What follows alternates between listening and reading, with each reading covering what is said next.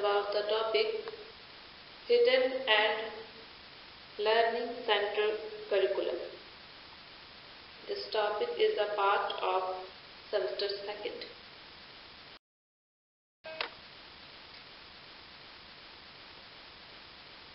Hidden and Learning Center Curriculum. तो आज हम लोग डिस्कस करेंगे हिडन सेंटर करिकुलम के बारे में और लर्निंग सेंटर करिकुलम के बारे में। तो देखते हैं हिडन सेंटर करिकुलम के बारे में। Hidden centre curriculum, hidden centre curriculum एक ऐसा करिकुलम है जिसको हम लोग छिपी हुई करिकुलम भी बोलते हैं। जैसे कि आप लोग जानते हैं एजुकेशन जनरली दो तरीका से हम लोग गेन करते हैं, एक फॉर्मल वे में, एक इनफॉर्मल वे में। तो जनरली हम लोग सोचते हैं या फिर जानते हैं कि जो फॉर्मल एजुकेशन होता है या फिर फॉर्मल वे में जो पढ़ाई होता है, फॉर्मल करिकुलम होता है, वो जनरली स्कूल और कॉलेज में फॉलो होते हैं, और जो इनफॉर्मल होता है वो जनरली स्कूल कॉलेज में नहीं होता है, हम लोग बाहर से सीखते हैं। लेकिन ये जो हिडन करिकुलम है ये इनफॉर्मल वे में हम लोग स्कूल या कॉलेज में ही सीखते हैं। जैसे अगर हम फॉर्मल एजुकेशन का बात करें तो फॉर्मल एजुकेशन में क्या होता है, टीचर्स आते हैं क्लास में, वो स्टूडेंट्स को सब्जेक्ट मैटर से रिलेटेड पढ़ाते हैं, लेसन डिलीवर करते हैं, उसका प्रॉपर वे में लेसन प्लान बनता है, कितना मिनट्स पढ़ाना है, क्या क्या पार्ट को टच करना है, एंड में क्या करना है, कैसे सम ऑफ करना है, होमवर्क देना है, बीच में क्वेश्चन पूछना है। तो ये एक फॉर्मल करिकुलम का वे हो गया। लेकिन हिडन करिकुलम क्या होता है, हिडन करिकुलम जो है इसमें फॉर्मल वे जैसा नहीं होता है, ये एक इनफॉर्मल वे में होता है। इसमें वैसा कुछ नहीं होता है कि कुछ प्लान करके किया जाता है कि लेसन प्लान बनेगा फिर बच्चों को बताया जाएगा। ये एक अनप्लान वे में होता है, अनरिटन वे में होता है, अनऑफिशियल होता है, जो बच्चे अपने स्कूल्स में अपने टीचर से, अपने फ्रेंड से सीखते हैं। जैसे अगर हम बात करें कि जब एक टीचर क्लास में आती है तो स्टूडेंट्स खड़े हो जाते हैं। जब एक टीचर स्टूडेंट से क्वेश्चन पूछते हैं तो जो स्टूडेंट्स होता है वो शांतिपूर्वक खड़ा होता है और आंसर करता है, रिप्लाई करता है टीचर को। क्लास में वो लोग डिसिप्लिन मेंटेन करते हैं, हल्ला नहीं करते हैं, टीचर का रिस्पेक्ट करते हैं। ये सारे जो चीज है ये हम लोग बोल सकते हैं कि हिडन करिकुलम का एक पार्ट है। जैसे जब भी स्कूल कॉलेज में कुछ प्रोग्राम होता है, उस प्रोग्राम में जो वॉलंटियर्स बनते हैं उनको ये बताया नहीं जाता है कि कैसे डिसिप्लिन मेंटेन करना है, कैसे बिहेव करना है, कैसे लोगों से बात करना है, कैसे सारी चीज को हैंडल करना है। ये सारे चीज वो लोग ऑटोमेटिक सीखते हैं और वहां पे वो करते हैं। तो ये एक हिडन करिकुलम का पार्ट हम लोग इसको बोल सकते हैं। एक टीचर क्लास में जब जाती है तो वो स्टूडेंट्स को हर चीज नहीं सिखाती है कि आपको जब टीचर आए तो आपको क्या करना चाहिए, या फिर क्लास में कैसे बैठना चाहिए, कैसे क्लास से अगर निकलना है तो कैसे निकलना है, या फिर कुछ बोलना है तो कैसे बोलना है। तो ये सारे जो डिसिप्लिन है या फिर सारे बिहेव जो बच्चे करते हैं ये हिडन करिकुलम का ही पार्ट है। तो देखते हैं advantage of hidden curriculum. Hidden curriculum के कुछ एडवांटेजेस भी हैं। ओवरऑल डेवलपमेंट, हिडन करिकुलम के थ्रू बच्चों का ओवरऑल डेवलपमेंट होता है, क्योंकि पढ़ाई के साथ साथ बच्चे जो हैं और भी बहुत सारी चीज सीखते हैं इसमें, जैसे डिसिप्लिन मेंटेन करना, कैसे अपने कलीग मतलब बैचमेट से बात करना है, कैसे टीचर से बात करना है, कैसे बिहेव करना है, अगर क्लास में कुछ टीचर से पूछना है तो किस तरीके से पूछना है, क्लास में क्वेश्चन का अगर आंसर करना है तो कैसे करना है। ये सारे चीज उनको वहाँ पे स्कूल में या कॉलेज में सीखने को मिलते हैं। सिलेबस में जो रहता है वो तो वो फॉर्मल वे में सीखते ही हैं। जो सिलेबस में नहीं रहता है वो चीज भी वो वहाँ पे सीखते हैं इनफॉर्मल वे, जिससे कि एक बच्चा का बोल सकते हैं कि ओवरऑल डेवलपमेंट वहाँ पे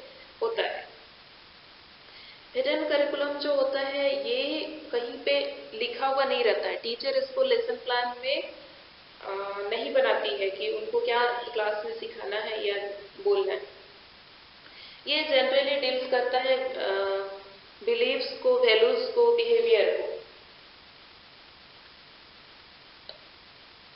ये इसलिए हम लोग बोलते हैं इसको कि पर्सनैलिटी जो है मतलब डेवलपमेंट, ऑलराउंड डेवलपमेंट करता है। क्योंकि ऑलराउंड डेवलपमेंट खाली आप बच्चों को पढ़ा दिए और वो सीख के उससे ऑलराउंड डेवलपमेंट नहीं होता है। बच्चा का जो बिहेवियर है उसमें भी डेवलपमेंट होना चाहिए, नेचर है उसमें भी सुधार आना चाहिए, तभी हम लोग बोल सकते हैं कि उसका ओवरऑल डेवलपमेंट हुआ है।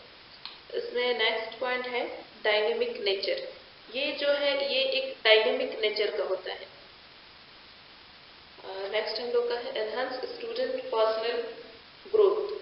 ये स्टूडेंट का पर्सनल ग्रोथ भी करता है, क्योंकि कभी कभी होता है कि जरूरी नहीं है कि वहाँ पे जितने स्टूडेंट्स हैं क्लास में प्रेजेंट वो सारे लोग एक जैसा बिहेव करें। तो ये एक स्टूडेंट्स का पर्सनल ग्रोथ हम लोग बोल सकते हैं। इसमें ग्रुपली नहीं होता है। जैसे कुछ स्टूडेंट्स का कुछ और मानना रहता है, कुछ स्टूडेंट्स का कुछ और मानना, कुछ स्टूडेंट्स सोचते हैं कि नहीं ऐसा नहीं भी करेंगे तो कोई दिक्कत नहीं है, टीचर कुछ नहीं बोलेंगे। लेकिन कुछ स्टूडेंट्स सोचते हैं कि नहीं ऐसा करना चाहिए क्योंकि ये डिसिप्लिन है या फिर इस चीज को करना आवश्यक है। तो इससे जो है हिडन करिकुलम के थ्रू स्टूडेंट्स का पर्सनल ग्रोथ भी होता है। ये सारे पॉइंट को छोड़कर भी हम लोग बोल सकते हैं कि इसमें बहुत सारे चीज और होते हैं, जैसे कि इसपे हिडन करिकुलम के थ्रू बच्चों में जो है बिलीव्स और वैल्यू का क्या होता है, ट्रांसमिट होता है। लर्निंग एक्सपीरियंस इसमें क्या होता है हिडन करिकुलम के थ्रू कभी कभी जो होता है लर्निंग एक्सपीरियंस पॉजिटिव भी होता है, कभी कभी नेगेटिव भी होता है। कैसे? क्योंकि अगर मान लीजिए एक टीचर क्लास में जाता है और वो स्टूडेंट्स के साथ कुछ उस टाइप का बिहेव करता है, रूडली बिहेव करता है, या फिर स्टूडेंट्स को हमेशा डांटता है, या फिर उन लोग को उतना इम्पोर्टेंस नहीं देता है। कोई स्टूडेंट्स अगर क्वेश्चन पूछना चाह रहा तो उतना उस क्वेश्चन को या फिर उस स्टूडेंट को उतना वैल्यू नहीं देते। तो इसमें क्या होता है जो हिडन करिकुलम का ट्रांसमिट होता है, जो हिडन नॉलेज का ट्रांसमिट होता है वो नेगेटिव वे में होता है। लेकिन अगर क्लास में एक टीचर कोई स्टूडेंट्स अपना पर्सनल कुछ शेयर करना चाहता है या फिर कुछ पर्सनल क्वेश्चन पूछना चाहता है जो उसको पर्सनली समझ में नहीं आया, क्लास में बाकी सारे लोग को समझ में आया, ये सारे चीज को टीचर अगर इम्पोर्टेंस देते हैं, उस बच्चे से पूछते हैं, तो ये क्या हो जाता है वहां पे पॉजिटिव वे में नॉलेज ट्रांसफर होता है। एक टीचर या फिर एक स्टूडेंट जैसे बिहेव करता है उसका इमेज भी वहां पे वैसे ही बनता है। आपका हिडन जो करिकुलम है वो आपका बताता है कि आपका इम्प्रेशन या फिर आपका जो इम्पोर्टेंस है वो कैसा। नेक्स्ट हम लोग का है डिसएडवांटेजेस ऑफ हिडन करिकुलम। सारी चीज का कुछ एडवांटेज और डिसएडवांटेज है, तो यहाँ पे भी हिडन करिकुलम का एडवांटेज का हम लोग बात किए, उसका भी कुछ डिसएडवांटेज। Time consuming. ये जो हिडन करिकुलम है ये बहुत टाइम कंज्यूमिंग होता है, क्योंकि ये जो सिलेबस रहता है उसमें रिटन नहीं रहता है, और सिलेबस को छोड़ के अपना कोर्स कंप्लीट कराने के बाद भी टीचर्स कभी कभी होता है वैल्यू एजुकेशन या फिर उससे रिलेटेड चीज सिखाते हैं, तो इसके लिए उतना टाइम नहीं मिल पाता है, और ये सीखने के लिए भी सिखाने के लिए भी बहुत ज्यादा टाइम लग जाता है।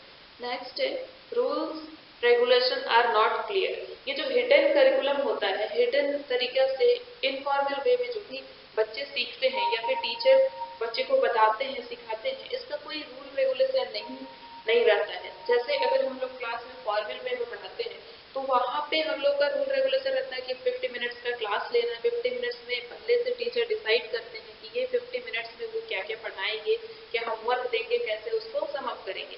बट हिडन करिकुलम का वैसा कुछ रूल रेगुलेशन क्लियर नहीं रहता है। तो आज हम लोग देखें हिडन करिकुलम के बारे में। तो I hope you understood. I will discuss remaining portion, that is learning center curriculum, in next video.